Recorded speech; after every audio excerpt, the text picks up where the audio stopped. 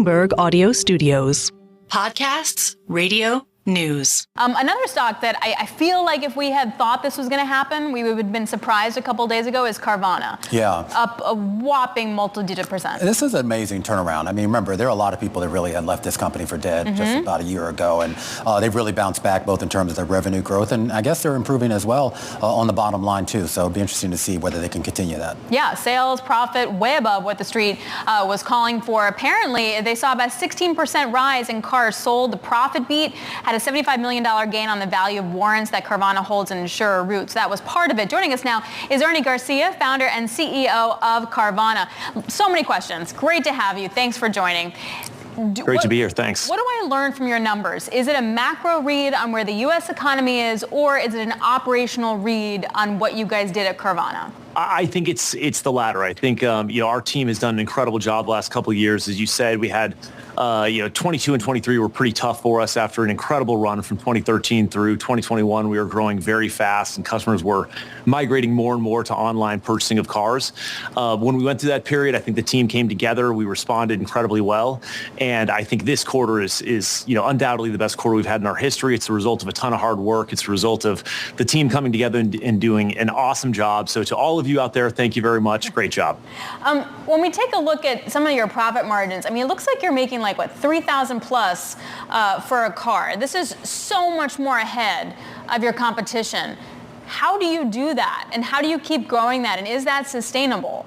Sure. Well, let me start with this. I think, what we're most proud of is when we set out to try to build Carvana, we wanted to give customers the best deal we possibly could. We wanted to give them a better deal than the competition. We wanted to give them an experience that was simpler, a broader selection.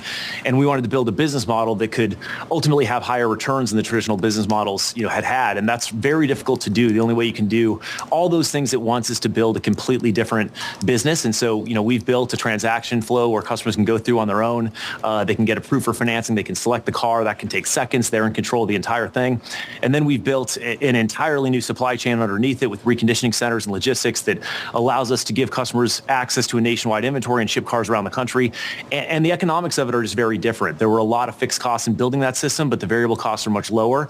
And then we're monetizing it more completely by being more vertically integrated. So it allows us to check all those boxes, and hopefully we keep doing the same. There was a lot of discussion, prior to this year about the debt load, Ernie. I know that at least that's stabilized. Do you anticipate that we could see a reduction on the balance sheet this year, a significant reduction? Yeah, so I think, we made the statement yesterday in our earnings call that we plan to pay cash interest on our bonds over time. We do plan to delever over time. And I think all that's enabled by the incredible progress we've made. We were extremely proud to report $235 million of EBITDA in Q1. You annualize that. It's about $1 billion a year, and we're 1% of the market. So, we clearly are sitting in front of a huge, huge opportunity, and it's our team's job to execute really well into that opportunity. I think we're going to have pretty great things in front of us if we do. As part of that opportunity, are you able to acquire cars at a more reasonable, or I should say a more favorable price than maybe in the year past? Sure. So I think, part of our business is buying cars from our customers. So customers can go to our website. We'll give them a value online in minutes, and we can come pick up the car from them as soon as the same day, or they can come drop it off to us. That's the way we get the majority of our cars. That's an experience that customers love. They can get paid quickly. It's an experience that we're well positioned to provide because we have that underlying logistics network that allows us to buy cars from them and then ship them to wherever they're most valuable. There are oftentimes differences in car values around the country, so we can buy them wherever they are and then sell them in the places where they're more valuable. And that works out great for our customers that are selling cars because they get a great value, and also great for our customers that are buying cars because they have access to such supply. Is there any sort of trend line that you've seen in terms of the types of cars that people are gravitating to right now? I think it's first order. The most interesting storyline there is probably what's going on with EVs. And I think, the EV market generally looks a lot like the used market, but it trails. And so, last year EVs were around 1% of used car sales. They were around 7.5%, give or take, of new car sales.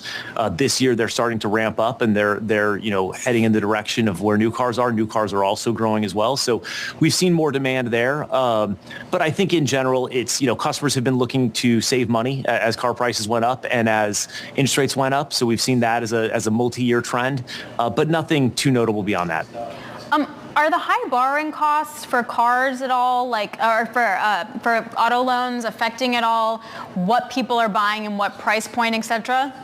Yeah, I think, car payments are basically the sum of the interest rate environment and the car price environment. And car prices are higher than they were pre-pandemic, and interest rates are also higher. And so car payments for customers are higher, even on an inflation-adjusted basis. They're probably between maybe 5 and 20% higher than they were pre-pandemic. So that has people trying to save money, and we've seen people trading down to cars that are a little bit older with a little higher mileage.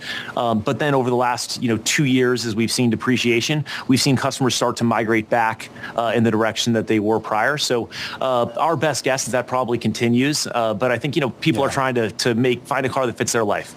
All right, Ernie. Well, this was certainly a phenomenal quarter. And as you know, all eyes really right now on this company and how you execute going forward. So a lot of expectations for you to keep this up. And we'll definitely check in with you over the next few quarters. Ernie Garcia, the founder and CEO over at Carvana.